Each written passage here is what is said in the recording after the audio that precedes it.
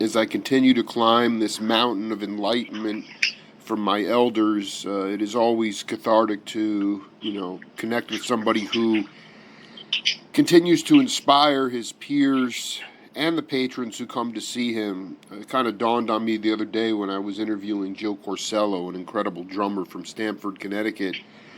It's funny. You figure you play with some of the highest echelon people in the world, like Sonny Rollins, and then all of a sudden it's kind of like, does the money even matter after that? Because it's about who are you playing with, what kind of spiritual quality, what kind of soul does the person have?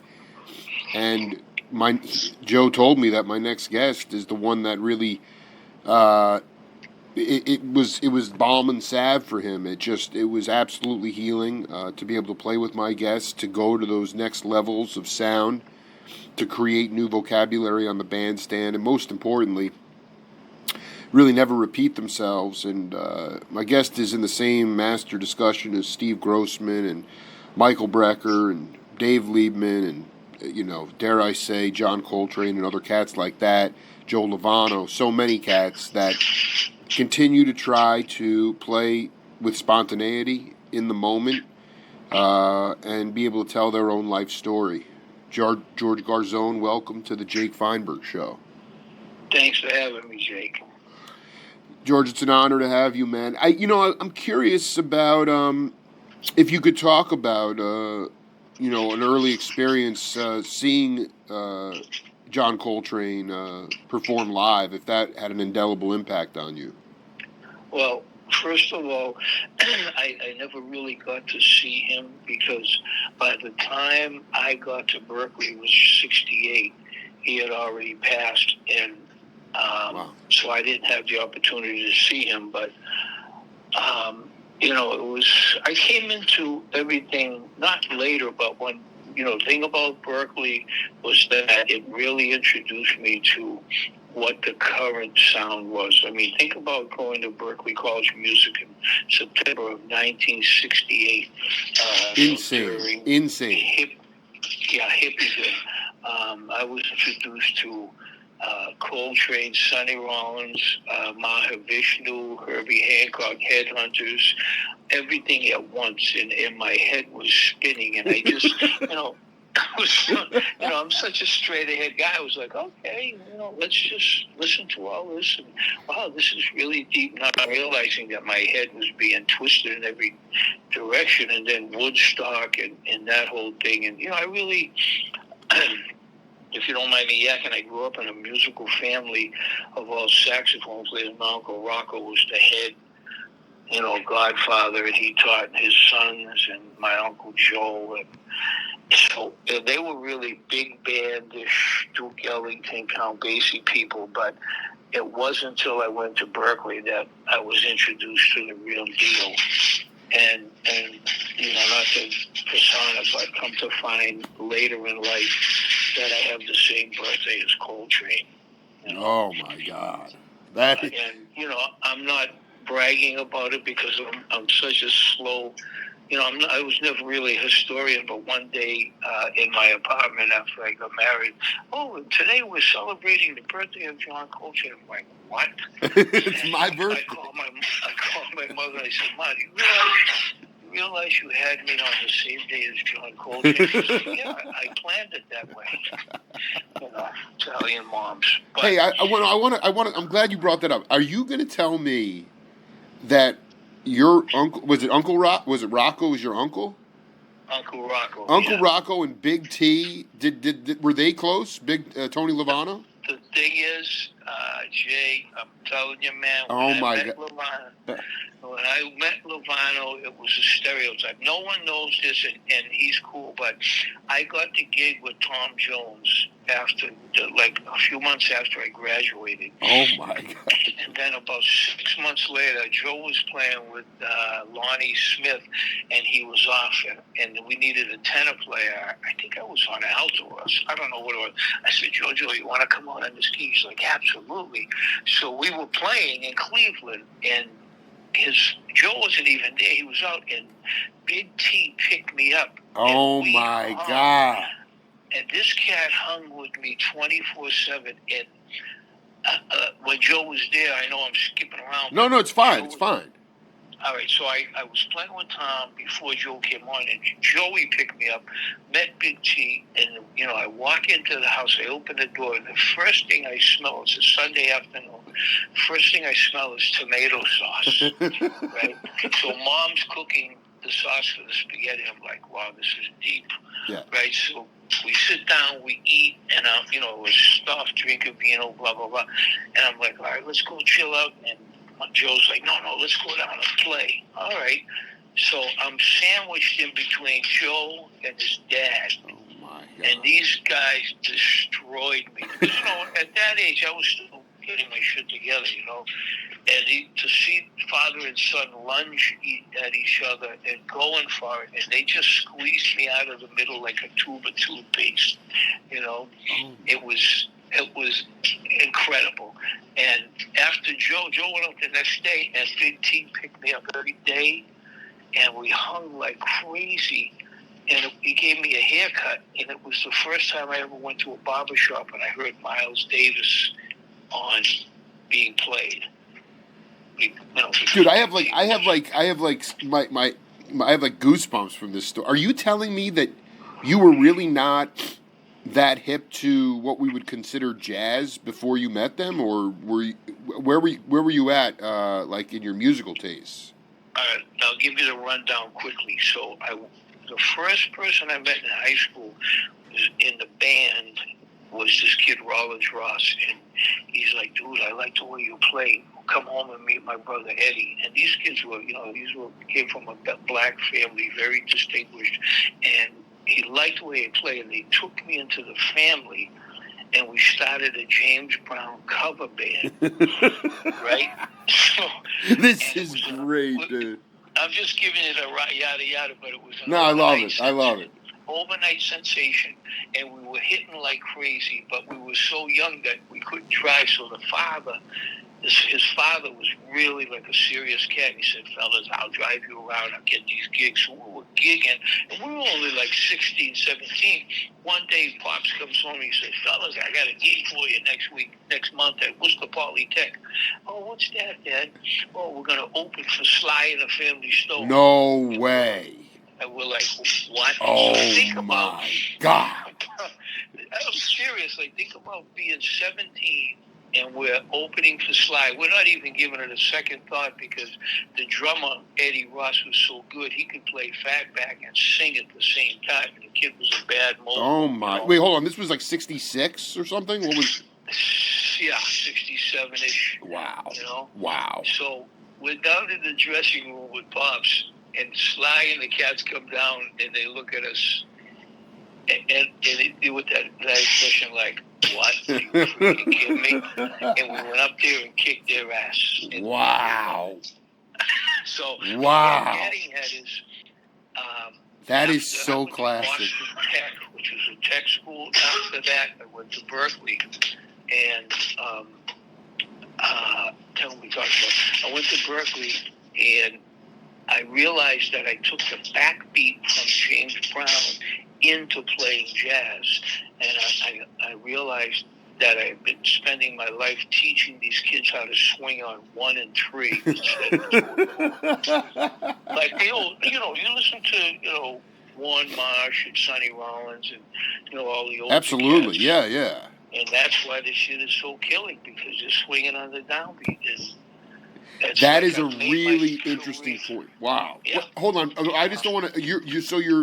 You're playing James Brown cover tunes, but I just want to get the chronology of Big T. At a certain point, like you had not heard Miles Davis before you got that haircut. By the time I got that haircut, I was at 4 years in Berkeley. Okay, so you were already ensconced. You were already there. Yeah.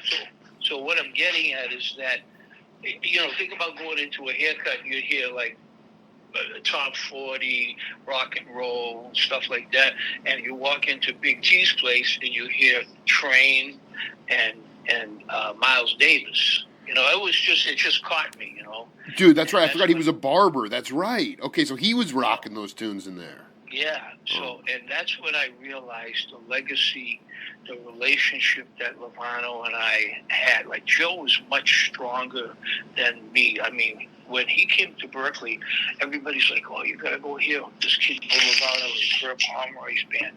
So we all go down, and we're waiting and waiting and waiting. Herb gives him the last solo of the last tune. This kid blew so heavy. He sent me out crying. I was literally in tears. Oh my God! I never heard anything like that. The next day, I'm practicing giant steps on clarinet, and I hear this monster next to me. All of a sudden, my door swings open and almost hits me. And this guy goes, "Man, what are you practicing?" I go, "Dude, is that you? What are you practicing?" He goes, "Hi, I'm Joe Lovano."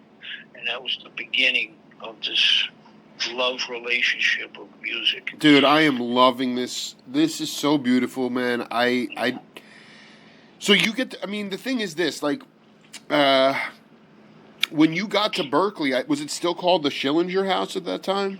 No, but I think they changed around, not to be exact, 50, 55.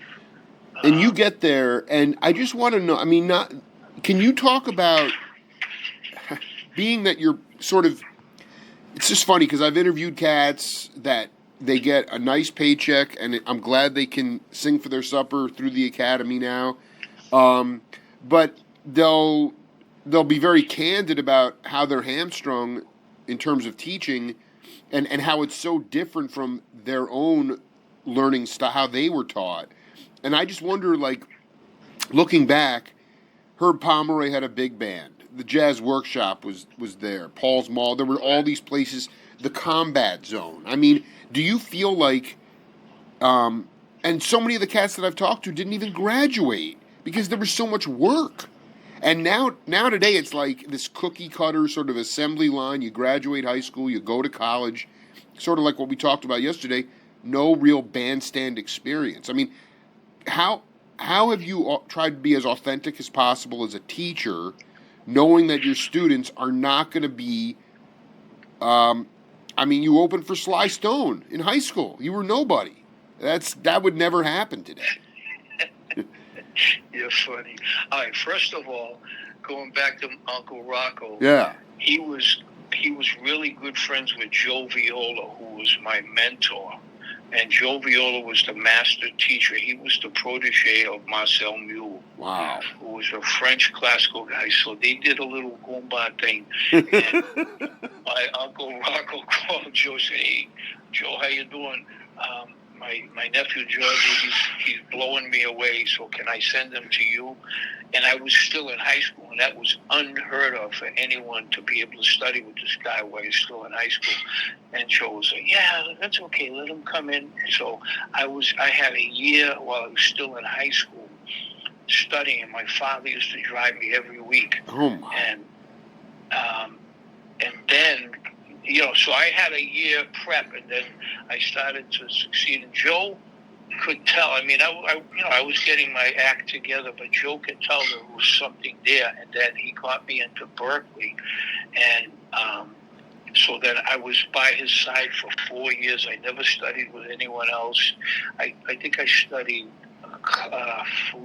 clarinet with Andre Lazat, who was like the principal for the BSO. This guy was like a French cat with the goatee. He used to laugh at me every week. Oh my God, dude! I have never. This is ridiculous, dude. Yeah, so I'm playing a clarinet again. I got too much to tell you about. Yeah, you got so much clarinet. This is unreal, man. Yeah, so I'm playing the clarinet every week, and he's laughing at me. Ha, ha, ha, ha. Jesus, this guy thinks I suck. Come to find out I was his best student. Wow. I found out later from Matt Marvulio, one of the heads of the performance, and I said, "Matt, this cat used to laugh at me." "Yeah, because you were his best student." I'm like, right. "Are you kidding me?" He goes, "Yeah, he told me about you all the time." I mean, wow. It's like some sort of Zen mastery that, he's just trying to get in your head, or I don't know what was going on. I mean, did those guys, how did they teach you? I mean, they're like, we're talking now, but I mean, was it more nonverbal leadership? I'm just curious about how, and it's just not you. It's like, the idea that there was some kind of self-doubt there because you thought he was laughing at you because he thought you thought he thought you sucked, but actually you were his best Well, student. he thought I sucked. Right, exactly. You know, I mean, you know, when I'm only like 17, 18 years old, Jay, you know? Sure. But Joe Viola was a mystic. And I studied with Zen masters since I was 28. And I realized later in my life that he was like the Buddha. And just sitting next to this guy, even if he wasn't saying anything, I was like, damn, what's this vibe? Wow, dude, this is insane, bro. Joe Viola, man. Why am I not tracking that cat? That is unbelievable. Just look him up. He was one of the mainstays when he came into Berkeley around 1950. Wow. 55. I'm not exact, but he really started that place. He and Herb Pomeroy, John LaPorta, right? All these heavy cats. Like Ray Santisi. Yeah, Ray Santisi. And so Joe took me under his wing because, like Lovano, these cats had the insight to see where I was going. Maybe not at that point, but because I remember Joe, so the people can hear. I want them to know that, if you're getting your shit together, that's good. You got to work at it. I remember Joe, the first lesson, he's like, Georgie, let me hear you play something. He goes in the bathroom in his room and shuts the door. And then he says, all right, Georgie, let me hear it. I start playing. Once he heard my sound was cool, he came out of the bathroom. Right? Wow. You follow me? Then, once in a while, like if I was, screwing up, he'd hold his ear and go, oh, Georgie, what the hell are you playing? Because he felt loose enough with me because, of this family connection, Like he could say anything to me, and it really, I learned so much from that guy about sound. Let's talk about that. I want you to talk about. This is so important. First of all, he told you what he didn't tell you what you wanted to hear. He told you what you needed to hear. But sound. I want you to talk about that because the entire thing, going back to when you first got to Berkeley, yes, your head was spinning around because there was this intermeshing of music. And there were just sheets of sound everywhere. Now, viola was from a different era, a little bit, but what did he teach you specifically about sound expansion? Well, even before him, I grew up, the sound you hear me now is a family-given sound. It was given to me by my Uncle Rocco and my cousin Richie. And growing up, I started taking lessons, believe it or not, in the back of his pizza shop. I would go every week after church and then Sunday school. My father would drive me and I'd have a lesson with Uncle Rocky while he was spinning pizzas. And he's throwing these pizzas up in the air. Oh my God, this is so insane. Screaming at me because I would never practice. And so he's spinning these pizzas and screaming at me. I was only 9, and I'd run out of the back. Dad, let's get out of here. Uncle Rocco's trying to kill me. He said, no, it's all right, Joe. And he pushed me in here, and Uncle Rocco said, get in here, you little son of So, and then when I would go home on Sunday to eat, I had all this flour all over me. Absolutely. Right? Yep. And no one ever said anything because they know I had just come from Rocky's Pizza Place. So the sound originally is. I know it sounds like no. This is the great. Dude, So what was that? That sound was like sort of more like old world, or was Italian music, or like I remember Sorrento, or was it? I just did a record with Claire Daly, and it's called Voo Voo for Francis, and it's about the Voo Voo, Like you hear these old cats, Johnny Hodges, right? Warren Marsh, Coleman Hawkins. They're like, voo, voo, voo, voo, voo. And I grew up listening to that. And that's what my ear adhered to because by the time I was 12, I was able to go out and play weddings with the family band. Wow! So I was sandwiched again in between these people that had sounds, and your ear gets a tone to that. That's right. So I just have the sound, and not the trip, but we just did the next Fringe CD after 15 years, Wow. and this whole record is all about that sound. It's Was there crazy. an accordion in the Garzone family band? Yes. Wow. There was accordion. My cousin Bobby played piano and drums. Richie played saxophone. Uncle Joe played drums. Then we had intermittent people. Frankie Damari played guitar, and Johnny Clegg played trumpet. And we had all these people in Boston that loved the way these people played because they had sound. And think about being 12 years old and running around with like a couple $100 in your pocket every week. No, I can't believe it. It's insane. And that's like $1,000 today. And everybody wanted to hang out with me because Yo, the man's got money, dude. He's got dough, man. He's got cash. But so then back then, Jay, this is important. Back then, you go to a wedding now, it's like a show band. But back then, the first couple of gigs, I didn't even play. My Uncle Rock was like, all right, Joe, you sit in this chair next to Uncle Joe and just watch this thing go down. So they go from tune to tune, right? And every time, they wouldn't even yell out the name of the tune. They put one finger up or two fingers down. Up meant the sharp key, down meant the flat key. And they would just barge into the next tune, regardless of the key. And that transcension from one key to the other, even if it wasn't kosher, I think that's what I heard as being the beginning of the Fringe. Wow, dude, that is so powerful. So let's go deeper on. I really, all right, this is so important. So let's say, not to get all technical, but let's say you're in the key of B flat, all right, and then you go to the key of G. You're talking about, two flats versus one sharp. I mean, it's pretty radical. That's right. That's right.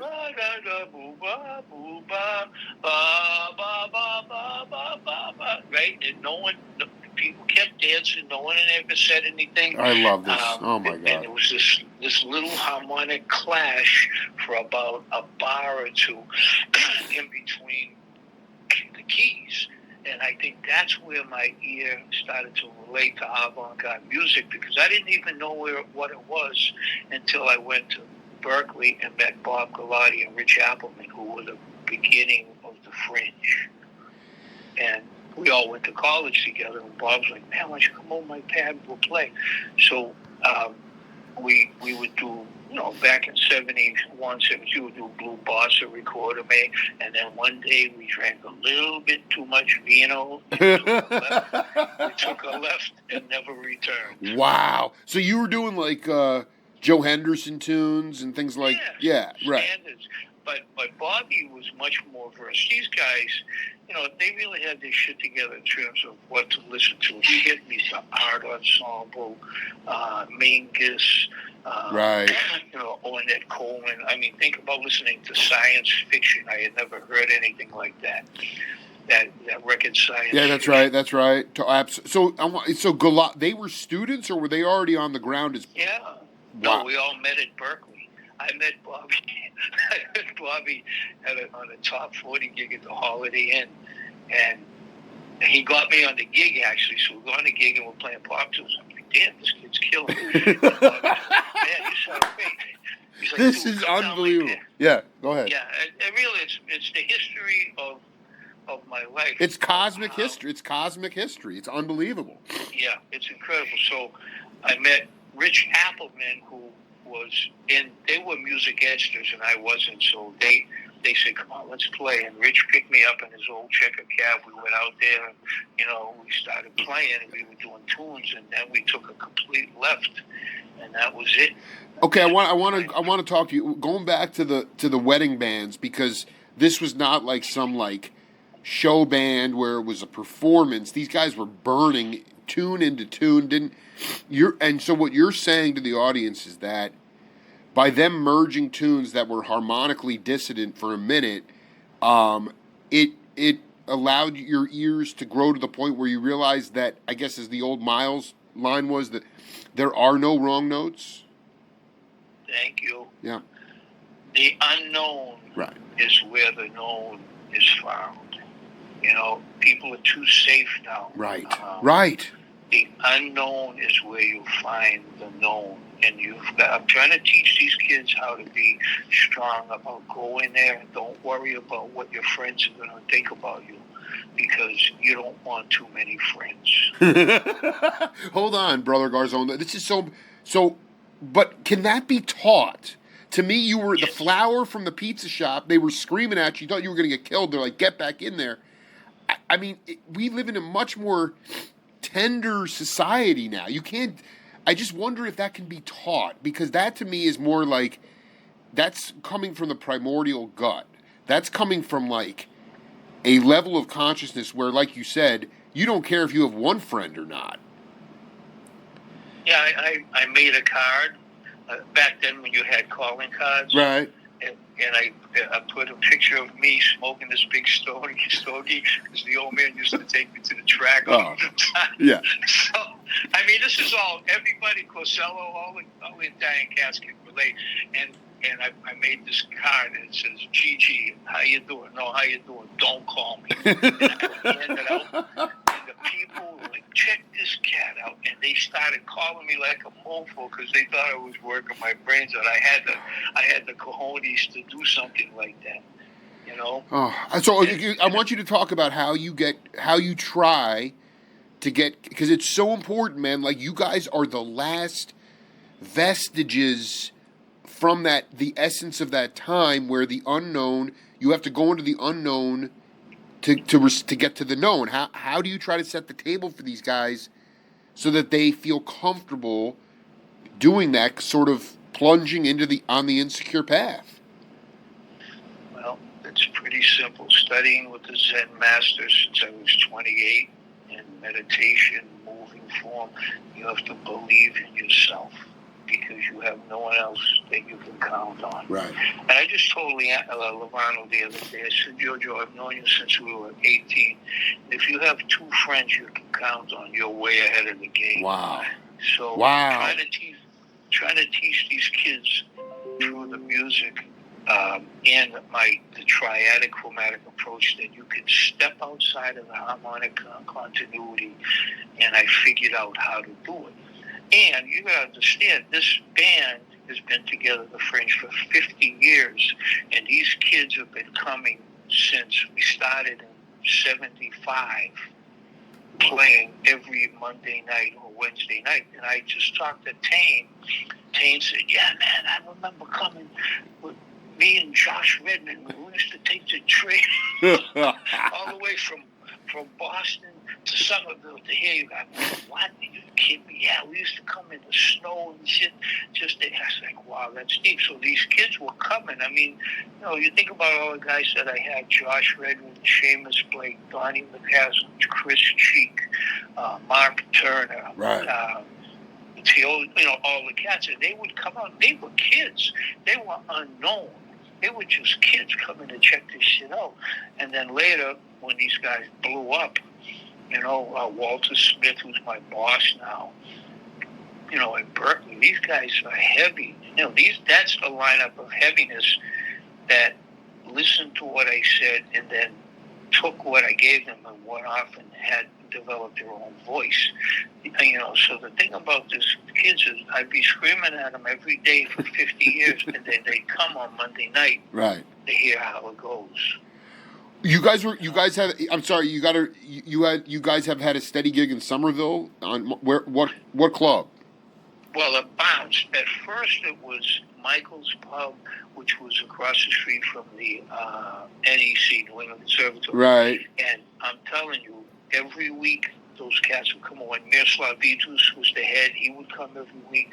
Jackie Byard. Oh, my God. Wait, was Byard sitting in with you guys? Well, we were so young, and think about what you were doing in the 70s. I am losing my mind. This is insane. So these guys would come in and we just play. And then Jackie comes up and says, guys, how you doing? Man, can I sit in? Absolutely, Jackie. Here, let me open the piano. He says, no, I brought my alto. Can I play? Absolutely. And I have a tape somewhere. No, he was playing alto. With the Fringe, yeah. I thought that maybe he'd be like, "Yo, I gotta let's get a second trap set up there," because Mark Levine told me that Jackie could play drums too.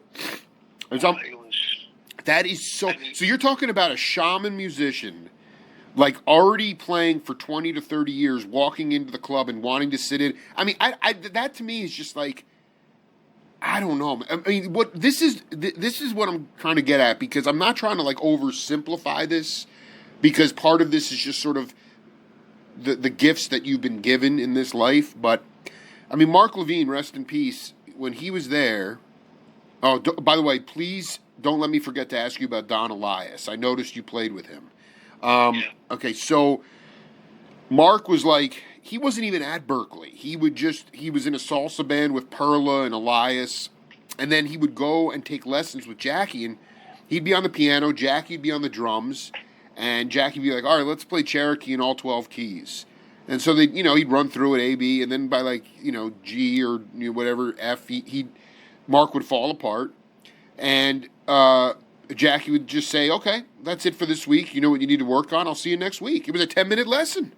It was just like these guys' ears, and that's the whole thing. I mean, is it fair to say that, unfortunately, just younger cats, I'm 45, my daughters, younger cats, we've been corrupted by the quantized rhythm of electronic machines? Is that why those cats' ears were so big back then? Because it was just pure human sound? No, you know what it is, Jay? You know what killed all of this? Facebook, Twitter, and Instagram. Really? Well, because I tell these kids, before you put shit on any of that, listen to what you're doing. Because once you do it, if that isn't happening, you're going to get marked. So they're so hot about being on Instagram. They don't care what they sound like. They just go on. And I work my butt off with these kids. And then some of these kids, when I hear them on there, oh, here's my new 2-5 lick. And I worked really hard with them. But they're just more into the Hollywood aspect of it. Where, I'm not knocking it. I'm just saying where these people in general have taken it, and they look at you like this is the shit, and I just can't say anything because every time I open my mouth, something bad goes down. No, no. Listen, I want to be clear though.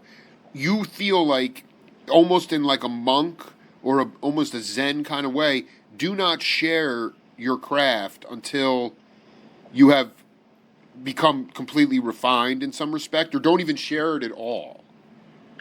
Well, share it when you feel it's ready, but these people are too quick to be known. They want to get out there. They want to be known. They want to be famous. There's no Hollywood in this shit. Right. There's no Hollywood. You listen to cats. The Hollywood, to me, is Lovano, Brecker. Yeah. I don't mean Hollywood in the glitter. No, I dig. Like my mentors are all around me, and again, why and how it happened to me is really a blessing and a miracle, because Pedagogy lives here. Lovano comes up here to teach. Michael Brecker I was close to. Frank Tiberi lives 10 minutes from me, and they put God in my backyard. And he's 95, still teaching in Berkeley, and he was one of the main focuses for me as far as getting outside harmonic continuity. And anyone he came in touch with on Woody's band, he infected, like Lovano and John Nugent, Gary Anderson, all these cats. So people, I think what's happening is people are more concerned about being famous too quick rather than figuring out what their voice is. They kind of jump on the bandwagon. I want to go deeper on this Fringe thing with Galati and, Brother Garzone, so many, like even for me as a non-musician, but as somebody who wants to raise the collective consciousness of the entire club or venue, a lot of times I have to get out of my own way to become a conduit for inspiration. And I just wonder, when you were first, obviously you got so much street scholar experience from Uncle Rocco and, obviously viola and, but with the Fringe, I saw some ridiculous videos online of early Fringe. Did you have long black hair at that time? Yeah. Okay, because I was like, that's not him. That's not. And then all of a sudden I see it, and then I'm like, it's him. Did you see the Fringe live at the Regatta Bar where we dressed as Neanderthal? Yeah, no, I saw this tune called The Neanderthal Man. Yeah. And it was next level. I said, dude, this sounds hipper than any. I mean, it sounds totally mod. It sounds contemporary. It's insane.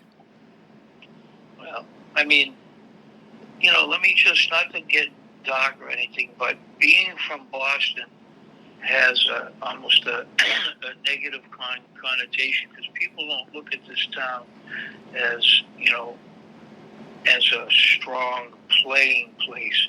But all these cats that are doing it now, and I'm not knocking them, all these cats came through Berkeley, came through Boston, studied with Bill Pierce, studied with myself, studied with Pedagogy, and moved to New York. And there's the shit here in Boston is so strong, it's comparative to New York. It's just that New York is such a demonstrative figure. And I stayed because my family was here, and I could see early on, and I'm not really a business person, but I could see that Berkeley was going to be the master power of the teaching industry, and I was right. And so I stayed here. I had the Fringe, and we played free. The kids were taking lessons. They were coming to hear us. Now, then I started teaching in New York, and for 17 years I went back and forth teaching at NYU, Blue School, MSM, all of that, and had the luxury of playing in both cities. So I learned a lot about business through watching how Lee Burke and his father, Lawrence, ran this place. Really? And I said to myself, I'm going to stick close to this guy. And I was right, because everybody's coming up here teaching. And then one day, Liebman said something to me, excuse me, sorry, that went over my head. He said, Garzone, you figured it out. What's that mean? Wait, what did he say? He said, Garzone, you figured this out, didn't you, early on? I said, what's that? He said, the mountain came to Muhammad. I was like, what? Jake, 2 weeks to figure out what the hell he was talking about. I'm not one of these, It's all right. Yeah, who cares? Come on, man. Yeah, I dig. Well, yeah, but, I was at Dunks, and I was like, what the hell is he? But then I got it, And so I stuck by this place for a lot of reasons, because they let me be myself. They never questioned the triadic approach. All these people were coming in fact, to the point where when the accreditation board came in, Roger Brown, the president at that point, said, George, I want you to come and speak to them. I said, Roger, are you kidding me? You want me to speak to them? Hello? He said, no, we like the way you speak, right? So then one day they're coming down the street, I'm like, oh, no. And he grabs me and he says to the accreditation board, this is a gang, this is George Garzone, and he's the mad professor of our university. That's when I realized what was happening. So they've always left me alone. They never said, man, what's the shit you're teaching these guys? And, you turn out these kids with the sound, and that's why I stayed. That is so beautiful. I was going to ask you about that. There was never any kind of, because I could see it it's funny because when you first got to Berkeley outside of North Texas and maybe a school in California, there were no jazz programs. And now every school has some kind of music program, but I could see some of the more uptight sort of classical institutions giving Brother Garzone a lot of flack for teaching your Oh, man. Yeah, but you know what? here's a point. Teaching this triadic approach, major triads, half step in between minor, augmented, diminish, don't repeat the inversion, but in half steps.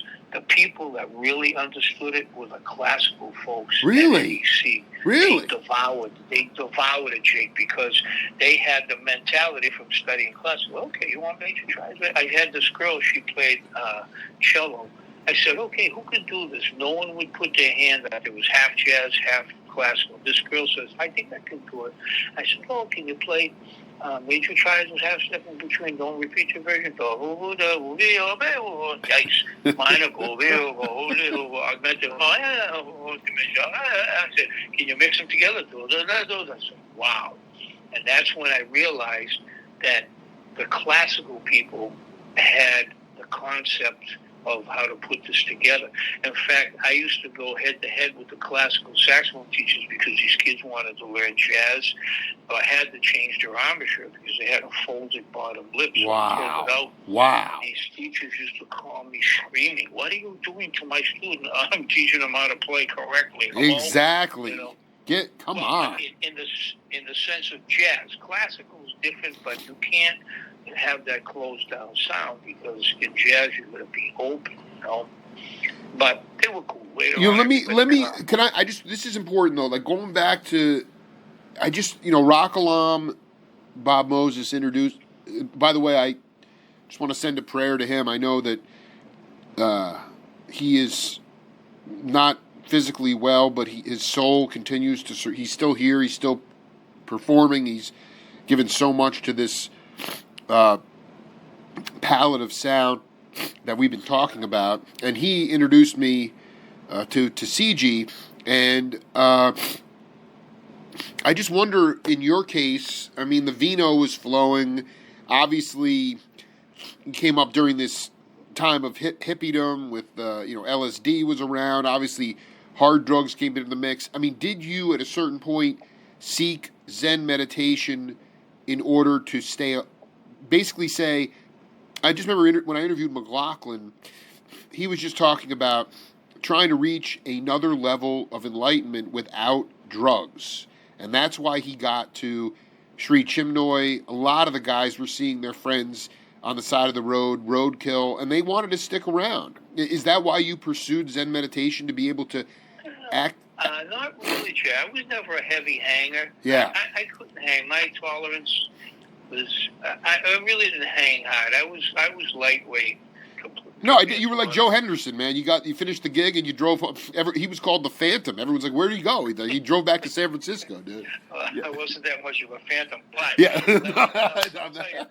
I'll tell you two things. When I was 16 or 15, every Thursday night, there were two shows. This is Tom Jones, and Kung Fu was right after with David Carradine. I'm watching Tom, and I was like, wow, what a great gig. I get the gig 4 years later. I'm watching Kung Fu, and I'm young, and while he's like a Chinese guy, an Asian guy in Texas in the 1800s, and these guys come in thinking they're going to mess with him, and he tears him a new keister. And while he's doing it, my body, I'm sitting in that chair watching it, and my body's jumping, my pixels and all that. It's like I was doing what this guy was doing. Right. One day I'm in the car with Lovano, and there was this Zen center over the Stevie's Pizza Shop. And anyone who went to Berkeley knows Stevie's Pizza Shop. And I said, Joe, this place, I don't get a vibe. He said, man, why don't you just go up there? And I went up there, and I met the Zen master, and that was it. When I was 28 years old. Wow. And this guy was into heavy meditation and moving form and more mind control, like how to keep yourself centered. And it was so great. Within the first 6 months, some of my friends, saxophone players, were like, dude, what are you doing? Your shit is changing. And I didn't even know. I was like, I don't know. I'm just doing a normal thing. Come to find a year later that it was studying with this master who recently passed away. What was his name? Terrible. What was his name? Chung Sik Kim. Whoa. the name of the style was Shim Gum Do, which means mind, sword, path. Okay, so I want to be clear about something. Like, you're talking about, did he believe that there was, I mean, to me, my friends and my peers today, I mean, meditation is on the bandstand for them. It's not necessarily in a sedentary position. Was he helping you? Because it's hard to sit and still your mind, at least in the beginning, for 10, 15, 20 minutes. I mean, were you doing, did he have an open mind as it related to meditation? He was so deep. And he loved the fact that I was a musician. And one night he came to the Fringe, and he came in, and this guy was like the sun. If you look up later on, look up Shim Gum Do in Boston. I'll text you. Yeah, text me the name. I got to look this. Yeah. This is above Stevie's Pizza. Yeah. Shim Gum Do. This guy looked like the sun. Every time he came around the corner, it was like the sun was shining in your eye. And he came to the Fringe. The next week I went to train. He's like, Garzone, listen, you'll bring your band in here. You play here. I want you to play every 2 weeks here. Okay, sir, just don't kill me. All right. And I bring the Fringe in. We go ape shit in the temple, right? Oh my. And when we hit a peak, all of a sudden I hear, ah! And it's the master, and he grabs the gong, and he starts smashing it. Oh, and he took the music to another level. And even Lovano remembers coming down. He told me the other day, I remember coming down there and watching you work out, and then we did, I think maybe even played a gig with us. But this guy completely connected you with yourself. Oh my God, dude! I need to do a deep dive on this cat, man. Yeah, he was so freaking heavy. This guy, he was a. I don't know how to explain it to you. There are no. When it comes to this is so heavy that there are no words. I mean, there really isn't. Yeah. It's more of a going back to viola. You called him a mystic. What is that? Can you talk? I just want to give a little bit of props to this guy because I consider myself to be when I turn that corner, and I'm not comparing myself at all to your teacher, but I bring an aura of light to my peers on the bandstand, and it makes them get out of their thinking mind and into the spirit mind, and so viola was a mystic in the sense of. Explain why. Well, he was so heavy to be the protege of Marcel Mule. This guy was the top cat. Right. Classical saxophone, quasi avant-garde. So this guy was the protege. He went to Paris and studied with him. Right. Right. And so for me, and again, this was before I met the Zen master. I could feel this energy coming off this guy, and he was so heavy that when I was playing his book, The Chord Studies, on tenor saxophone, he would pick up the oboe or bassoon and transpose the shit while I was struggling to get through it on tenor. Right. Oh my God. Yeah. And he would do it so seamlessly. Yeah. Yeah, and then he would come to the Fringe and bring his wife, and he loved it. He loved it. And he just sat there, and I was like, Joe, how does it sound? And these reeds, they die out of me quick. He says, well, what do you expect? You're blowing your brains out, you know? And he just, like people like him, Lovano, Bergonzi, they just know what the story is. Like, they can see past where you are right now. And that's what these cats said. That's right. I mean, that's right. You know, one day, going back to the Zen master, like viola, the Zen master was like, okay, tonight we're going to sit around and drink beers, and I'm going to tell you your future. We're like, damn, this is going to be great. So he tells everybody, so I'm psyched, and he goes, hey, Garzone. And I'm waiting, right here it comes. Here's what you need to do. Just keep playing the saxophone. Right. What? You know, it was pretty simple. Yeah, right. It'll unfold for you. Just continue on your path. Yeah, I mean, they don't. I thought it was going to be like a nuts and bolts thing about, you know, you need to do this. But now I understand what he was talking about.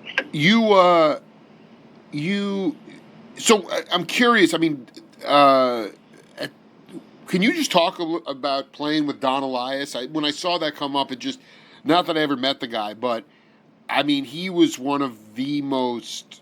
I consider him one of the most unsung drummers and percussionists around. Yeah.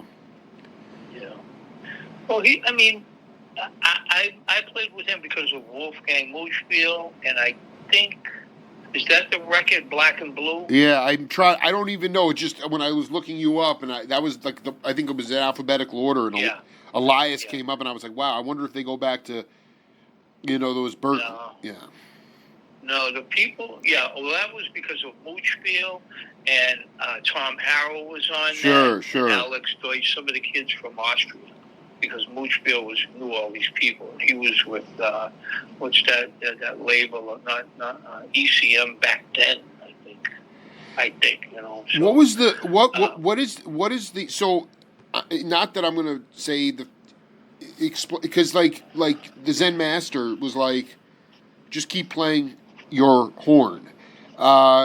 It would be nice if what are the outside of just wanting to become famous and getting out in front of your skis before you're really ready to present yourself, what are the biggest challenges facing younger cats in terms of finding their own individual sound? I mean, I don't care if it's Bergonzi or you or Liebman or Grossman or Brecker, Redmond. I mean, I was watching this thing with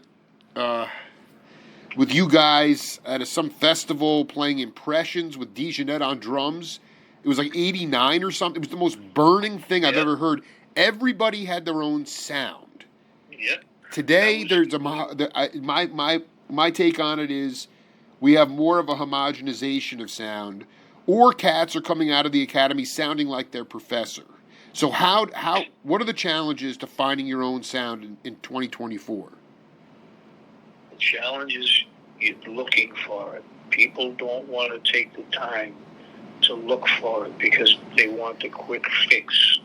And, it's not going to happen. I mean, this is why you're seeing less and less of it, because they want to be Hollywood, they want to be famous. I mean, you look at that thing you saw was actually 1998, okay?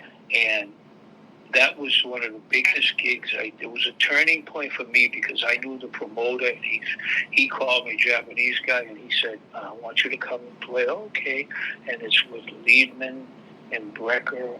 And I was like, what? And I was so, not nervous, but I was like, wow, this is deep. Because I didn't even know those cats. And really? No, I didn't. I mean, I knew of them. You didn't know them personally? Yeah, I was going to say, because it was Christian McBride and Dave Holland on double upright bass. It was insane. Yeah.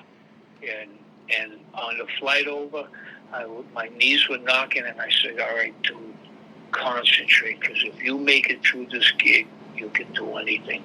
And when I got there, these cats were so nice to me. They were so cool. In fact, on the bus ride from the hotel to the Disney World, Tokyo Disney, the convention center, they all get on the bus. I go down the back and sit in the seat in the back, that long seat. I'm by myself. Everybody gets on. Michael Brecker gets on. He says hi to all the cats. He looks in the back. He sees me by myself. He walks all the way down the back to hang with me, Jake. Oh, he gives me a hug. No, are you kidding me, dude? Man. This is the American life, man. This is unbelievable. He sits down to ask me about mouthpieces. Like, man, Mike, what are you kidding me? You're asking me about mouthpieces. But they were so great. And then I just did my thing, and, I held my own. And I was like, after Impressions, I said, poor Josh was the last solo. I said, man, how's he going to do this? And he got up and he kicked ass. He was great. It's funny. I got to watch his solo because I was thinking the same thing after your solo. I'm like, okay, I feel so bad for, not that I feel bad for him because he's an amazing player, but at that time, after having to go through, Brecker, Liebman, Garzone, piano player got a solo. I'm like, poor Joshua Redmond, but I guess I'm going to have to go back and Yeah, he took care of biz. He took care of biz. You know, and he's such a beautiful. I just saw him recently with this new project he had down in Boston. And after the gig, he was standing there talking to everyone. And so everybody's standing around. And I look and I go, my son. And he didn't even know who I was. Everybody gets freaked out like, oh, my God. I know, dude. They're like some freak, crazy maniac. Yeah. My son. And then he looks at me. He's like, "Oh my God!" We start hugging shit, and people were laughing, you know. But these kids, like, I'm really close with everybody because, you know, that's the way you get the message across, and they got it. Yeah, exactly. There's a lot of kids that I'm mentoring. I have this kid right now from California, where he took Skype lessons from me for a year. And then he was working at a coffee shop, and I said, well, you know, this is my fee. No, I can do it. And he worked for a year, and he auditioned for Berkeley, and he got a full boat, you know. And he's, like, taking the place over. Everybody's flipping out. What's this cat's name? Isaiah Javier. He's an American kid, beautiful kid, very respectful, calls me Mr. Garzone. I want to crack him once in a while. No, dude, this is, you see, like, it's all a sonic mirror. It's all coming, you're cultivating a new Garzone, just way back when you were at the track with, you know, $500 in your pocket, you know? Yo, listen, can we do set 2 next week? I got to go to work, but I got so much more we got to get to. I'll be away on Saturday for a whole week. I'll be in Mexico. Oh, nice. I don't know if you want to do it the week after. Yeah, so not next week, but I'll reach out to you when you get back. Do you know when you get back? I come back on the 13th, so I could do it. I think the 13th is a Friday. Right. Let me just peep this one sec. So I could do it, you know, on the weekend. Yeah, let's just get. I want to make sure because today. So that you're going next week. So you're getting back on the 20th or something. Is that right? No, I'll be back. Actually, I'll be here. You know what would be good days? Yeah. 14 or 15. We're talking about. So you're talking about this Sunday or Monday. Is that right? No, a week later because wait a minute, what the hell? I'm talking about 21 or 20. Let's shoot for 21 on let's Sunday. Let's do. I'll text you, but let's do like late afternoons Eastern time, like 4 or 5 in the afternoon. Does that work? Perfect. All right. Yo, be safe on your trip. And George, I mean, this means as much to me for enlightenment and just on my journey than you even know. So, bless you, brother, and I look forward to meeting you in person one day too. And where are you stationed? I'm in Tucson. I mean, I'm born in Long Island. I went to Boston University way back when, but Tucson, Arizona, man. So I mean, you and Lovano, we got an amazing jazz club out here now, man. Like it is ridiculous in the middle of downtown Tucson, which never had a financial district and still doesn't. We have a place called the Century Room. You know, we get Buster Williams and Lenny White coming in. I mean, whatever, man. It would be great to have you and bring the Fringe down here, you know? Oh, see if you can pull it off, okay? All right, brother. Yo, listen, happy everything, Garzone. Thank you, man. All right, so 21st interview, okay? Yeah, and I'll hit you that day. We'll set a time, but it'll be probably 4 or 5 your time. Excellent. All right. Excellent. All right, my man. Hey, man. Cheers. Take care. All right, bye. Bye-bye. Yep.